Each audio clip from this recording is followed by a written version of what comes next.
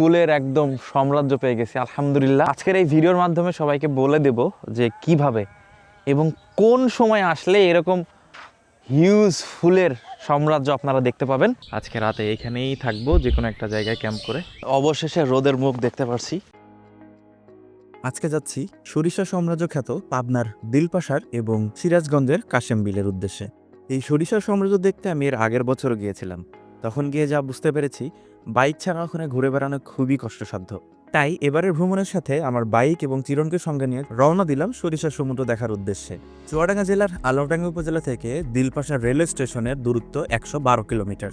বাইকে আমাদের যেতে সময় লাগবে 3.5 ঘন্টা থেকে 4 ঘন্টা মতো। রওনা দেওয়ার 1 ঘন্টার ভেতরে আমরা পৌঁছে যাই কুষ্টিয়ার শিলাইদহ টলার ঘাটে। টলার ঘাটে জনপ্রতি 40 টাকা দিয়ে আমরা পার হই পদ্মা নদী। আপনারা চাইলে হাইওয়ে ধরেও দিলপাশা রেল স্টেশনে পৌঁছে যেতে পারেন। 15 থেকে 20 মিনিটের ভেতরে আমরা পদ্মা নদী পার হয়ে পৌঁছে যাই পাবনা জেলার ভেতরে। ট্রলার থেকে নেমে আমরা পদ্মার চরের ভেতর দিয়ে পৌঁছে যাই শহর অঞ্চলে। সেখান থেকে সোজা চলে আসি চাটমোহর। চাটমোহর স্টেশনের পাশ থেকেই আমরা একটি ছোট্ট হোটেল থেকে ডিম এবং সাদা ভাত দিয়ে আমাদের দুপুরের খাবারটা সেরে নিই। দুপুরের খাওয়া শেষ করে আমরা রওনা দিই। বিকেল 3:30টার ভেতরে আমরা পৌঁছে যাই আমাদের গন্তব্যস্থলে। বর্তমানে অবস্থান করছি পাবনা ভাঙ্গুড়ার দিলপাশার বটতলার কাছে।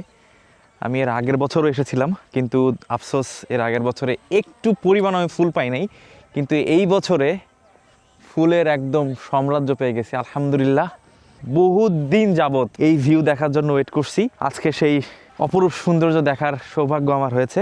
এখানকার স্থানীয় একজনের ফোন নাম্বার দিয়ে দেব, তার সাথে যোগাযোগ করে আপনারা এখানে যে কোনো সময় চলে আসতে পারেন। এটা হচ্ছে সেই দিলপাশার রেল স্টেশনের পাশেই এই দিলপাশার বটতলা, যেখানে আমি বর্ষার সময় এসে এখানে হ্যামক লাগিয়ে ঝুলেছিলাম আর কি।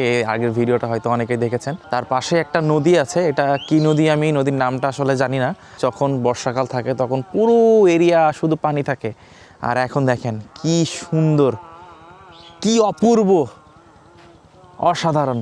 তো আমরা এখন যাব সেই মাগুরা দাখিল মাদ্রাসার ওখানে, কারণ আজকে আমরা রাতে ওইখানেই ক্যাম্প করব।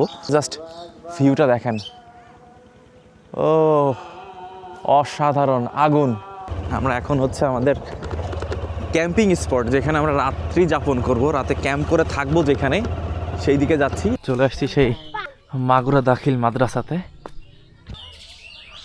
তো এই হচ্ছে সেই আমাদের ক্যাম্পিং স্পট। আমরা আজকে রাতে এখানেই থাকবো, যে কোনো একটা জায়গায় ক্যাম্প করে। আমার গাড়ির উপর ওঠানো হচ্ছে নিচ থেকে। কিছুক্ষণ আগেই সূর্য ডুবে গেছে আর সন্ধ্যা নেমে গেছে। আসলে এখানে দাঁড়িয়ে এই লোকেশনটা ক্যামেরাতে বোঝা যাচ্ছে না আসলে কতটা সুন্দর লাগছে। আসলে এই ফিলটা নিতে হলে অবশ্যই এখানে আসতে হবে। অসম্ভব সুন্দর একটা কালার হয়ে গেছে।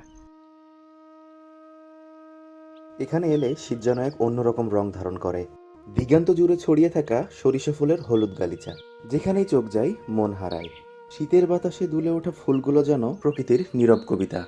আর সেই কবিতার প্রতিটি লাইনে লেখা থাকে গ্রাম বাংলার সরল নির্ভেজাল সৌন্দর্য। অনেকটা গ্রামীণ স্বাদ ফেসবুক পেজের মতো। এখানে আপনারা পাবেন একদম নির্ভেজাল অথেন্টিক সব ফুড আইটেম, যেমন গ্রাসফিড ন্যাচারাল গাওয়া ঘি, মাখন, শীতের স্পেশাল খেজুরের নলেন দানাদার গুড়, ঝোলা গুড় এবং পাটালি গুড়। এছাড়াও পাবেন বিভিন্ন ধরনের আইটেম। এখনই ভিজিট করুন গ্রামীণস্বাদ.com অথবা ইনবক্স করুন গ্রামীণ স্বাদ ফেসবুক পেজে। এই মাঠে দাঁড়ালে শহরের কোলাহল থেমে যায়, হৃদয়ের গভীরে নেমে আসে এক অপার শান্তি। এই স্থানগুলো আমাদের মনে করিয়ে দেয় প্রকৃতি এখনও আমাদের জন্য নিঃশব্দেই ভালোবাসা জমিয়ে রেখেছে। শুধু দরকার একটু থেমে দাঁড়িয়ে সেই সৌন্দর্যটা অনুভব করার। শুভ সকাল। এখন সকাল 7:10 থেকে 15 বাজে। বাইরে প্রচুর শীত, আর যেহেতু আমার এখানে পরিচিত আছে, তো আমরা মাদ্রাসার রুমের ভেতরেই ছিলাম। কুয়াশা ভরা সকাল, সামনে সরিষা ক্ষেত। আর এখন আমরা যাব দিলপাশার রেলওয়ে স্টেশনে সকালের নাস্তা করার জন্য। এই যে আমার বাইক তাঁবুর কভার দিয়ে মুড়ায় রাখছি, সুন্দর করে প্যাকিং করে রাখছি। আর আমরা এই রুমের ভেতরে আজকে ছিলাম। তো আমরা এখন আমাদের সব কিছু ব্যাগ প্যাক করে এখান থেকে বের হয়ে যাব। একবার চিন্তা করেন যে বর্ষার সময় যখন আপনি এখানে আসবেন, চারিদিকে শুধু পানি, আর এখন শুকনো মৌসুমে চারিদিকে শুধু সরিষা। আর এই যে নৌকাগুলো সব উল্টো করে রেখে দিয়েছে, যখন বর্ষার সিজন চলে আসবে তখন আবার এগুলাতে ইঞ্জিন লাগিয়ে তখন পানিপথে ব্যবহার করা হবে। সকালে নাস্তা করার জন্য আমরা চলে এসেছি দিলপাশা রেল স্টেশনে। এখানে সকালে বেশ কিছু দোকানপাট খোলা থাকে, পরোটা পাওয়া যায়। তো আমরা এখন সেই পরোটাই খাবো আমাদের নাস্তা হিসাবে। আর এই যে আমাদের গাড়ির প্যাকিং। বর্ষার সময় রেল স্টেশনে চারপাশে শুধু পানি থাকে, তখন নৌকা ছাড়া এই স্টেশনে আসার কোনো মাধ্যম থাকে না। সকালের নাস্তা হচ্ছে আমাদের পরোটা আর হচ্ছে ডাউল। আমরা যাচ্ছি এখন কাশেমবিল, আর গুগল ম্যাপ আমাদের বলতেছে যে এই ক্যানালের মধ্যে এখন নামতে হবে। এই ছোট ভাই এদিকে আসো, এই দিক দিয়ে হুন্ডা নিয়ে যাওয়া যাবে? আমরা কাশেমবিল যাবো, যাওয়া যাবে না? এদিকে যাওয়া যাবে না, এদিক দিয়ে যাওয়া যাবে না, এদিকে যাওয়া যাবে। যা নামি পর।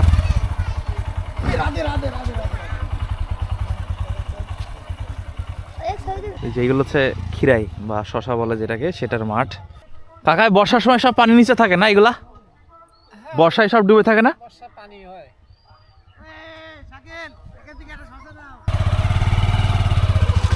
এই যে খিরাই, একদম তরতাজা মাঠ থেকে তোলা খিরাই সকালবেলার। আর সামনে সরিষার ক্ষেত, অসাধারণ। চলে এসেছি সেই ভাইরাল কাশেমবিলে। আর এই সেই বটগাছ যার ছবি সবসময় ফেসবুকে দেখা যায়। সামনে সেই ব্রিজ দেখা যাচ্ছে, অল্প একটু কুয়াশার জন্য দেখা যাচ্ছে না। সূর্য ওঠা শুরু করছে, তার মানে একটু পরে কুয়াশা ক্লিয়ার হয়ে যাবে। এখন সময় হচ্ছে 9:45। এখন পর্যন্ত সূর্য ওঠে নাই, খুব শীঘ্রই সূর্য উঠে যাবে ইনশাল্লাহ। কাশেমবিলের সেই বিখ্যাত বটগাছ, কোনোভাবেই সূর্য দেখা পাচ্ছি না। আল্লাহ জানাই যে কী হবে আজকে। কুয়াশা যাওয়ার কোনো চান্স দেখছি না। কি পরিমাণ সরিষা দেখেন না। সূর্য মাঝে মাঝে দেখা দিচ্ছে কিন্তু থাকছে না। আর সূর্য ওয়েট করতে করতে এখন আমরা বোরিং হয়ে এখন কি খাচ্ছি? Cup noodles. আমার ওটা বানিয়ে দাও। অবশেষে রোদের মুখ দেখতে পারছি। সামনে কিছু গাছ দেখা যাচ্ছে, বেশ সুন্দর। চেষ্টা করবো ওখানে গিয়ে একটু হ্যামক লাগানোর জন্য। কাশেমবিলের আসলে অনেকগুলো স্পট আছে, অনেকগুলো পয়েন্ট আছে সুন্দর সুন্দর। মেইন স্পট সেটা হচ্ছে বড় বটগাছতলা, এটা যেটা দেখতে পাচ্ছেন ড্রোন শট, এটা হচ্ছে মেইন স্পট, কাশেমবিল বটতলা নামে পরিচিত।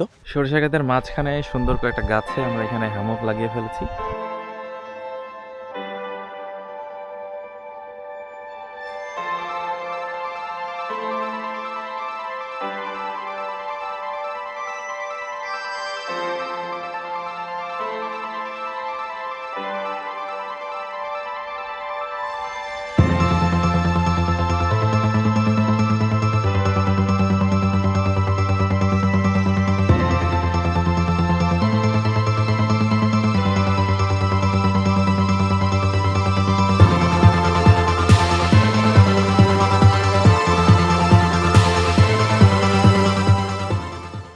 এই জায়গাটা হচ্ছে কাশেমবিলের পিকনিক স্পট। এখানকার স্থানীয়রা বলছে যে অনেকে এখানে পিকনিকের জন্য আসে। তো আমি এখানে এসে দেখলাম যে হ্যাঁ, আসলেই এখানে পিকনিক করে, কারণ বাঙালি জাতি যেখানে পিকনিক করবে সেখানে এমন ময়লা আবর্জনা পড়ে থাকবেই। তো যাই হোক, এটা হচ্ছে পিকনিক স্পট। কেউ পিকনিক করতে আসলে অবশ্যই চেষ্টা করবেন এভাবে ময়লা আবর্জনা যেখানে সেখানে ফেলে পরিবেশ দূষণ না করতে। আর যারা পিকনিক করতে আসবেন তাদের জন্য পানির ব্যবস্থা আছে এখানে। চাইলে আশেপাশে যে কোনো জায়গায় চুলা খনন করে রান্নাবান্নাও করে ফেলতে পারেন। কাশেমবিল জায়গাটা অসম্ভব সুন্দর। এখানে বেশ কয়েকটা স্পট আছে যেখানে এসে সময় পার করা যেতে পারে, আর এখান থেকে প্রচুর লাইফস্টাইল দেখা যায়। তো আমরা কাশেমবিল থেকে এখন চলে যাব হচ্ছে দিলপাশারের ওই দিকে। আমি যতটুকু শুনলাম যে এখনো 5 থেকে 10 দিনের উপরে ফুলগুলো থাকার সম্ভাবনা আছে। আর আমরা তো নিজের বাইক নিয়ে এখানে চলে আসছি। আর নিজের বাইক নিয়ে চলে আসা খুবই সহজ। ম্যাপে লোকেশন দিয়ে দিবেন কাশেমবিল বটতলা, ম্যাপ দেখে দেখে চলে আসবেন। এখানে বলার মতন কিছু নাই। আর যারা মোটরসাইকেল বাদে আসবেন তাদের জন্য কিভাবে আসবেন সেটা একটু বলে দিই। আমরা আছি এখন হচ্ছে মোহনগঞ্জ বাজারে। এই মোহনগঞ্জ বাজার থেকে আপনারা চাইলে মোটরসাইকেল রেন্ট নিয়ে এখানকার যে বিলগুলো আছে সেগুলো ভ্রমণ করতে পারবেন। এমনকি এখান থেকে দিলপাশার স্টেশনের এরিয়াগুলো সবগুলো ঘুরতে পারবেন, তারপরে কাশেমবিলের এরিয়াগুলো ঘুরতে পারবেন। তো এমনই একজনের সাথে আমরা একটু কথা বলবো, কেমন কি রেট আছে, কেমন কি ভাড়া নাই সেটা জানার চেষ্টা করবো। ভাই সারাদিনের ভাড়াটা একটু বলবেন। সারাদিনে 1000, 1200, 1500। প্রত্যেকটা লোকেশনকে ঘুরে দেখাবেন। হ্যাঁ, এখানকার যতগুলো দিলপাশা, তারপর কাশেমবিল এরিয়াগুলো ঘুরে দেখাবেন। হ্যাঁ, সব এলাকা। এখান থেকে একটা গাড়িতে কয়জন যাইতে পারবে? একটা গাড়িতে 2 জন 3 জন। 01772899850। তো মোহনপুর থেকে আপনারা 1012 টাকায় সারা দিনের জন্য মোটরসাইকেল রেন্ট নিতে পারবেন। একটা মোটরসাইকেলে 2 থেকে 3 জন চড়তে পারবেন। দেখা যাচ্ছে আপনারা 2 জন যদি আসেন তাহলে 1000 টাকা 1200 টাকায় সারাদিনের জন্য 2 জন রেন্টে মোটরসাইকেল নিতে পারবেন। আর মোটরসাইকেল নেওয়ার সময় যে একটু দেখবেন যেগুলো সিট বড় আছে সেই গাড়িগুলো নেওয়ার জন্য। ও দূরে হচ্ছে দিলপাশার বটতলা বা শ্মশান, ওইখান থেকে একটা রাস্তা চলে আসছে এইদিকে।